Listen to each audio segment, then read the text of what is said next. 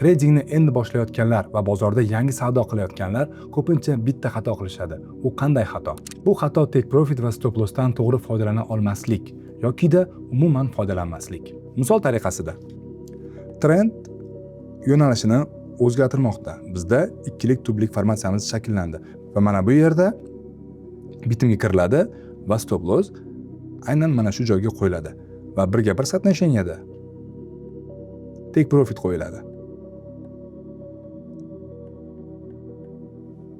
Va bozor take profitni olgandan keyin misol tariqasida bu 1% yoki 2% bo'lishi mumkin va narx yana tepaga qarab harakatlanib ketadi.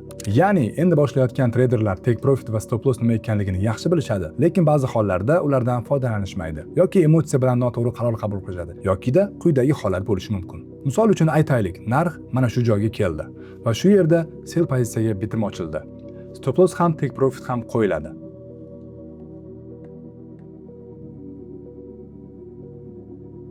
Va bu holat yana takrorlanadi.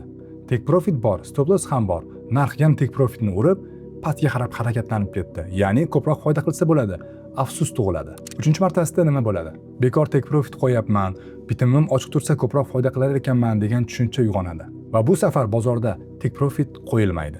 Narx yuqoriga qarab harakatlanib turgan paytda take profit yo'qligi tufayli bitim yopilmaydi va birdaniga bozor teskari harakatlanadi yoki qandaydir yangilik chiqayotgan bo'lishi mumkin. Natijada tayyor turgan foyda olinmaydi va hattoki zarar ham ko'rishlari mumkin bo'ladi. Shuning uchun har doim take profit va stop lossdan foydalaning. Sizda ham shunga o'xshash holat bo'lganmi?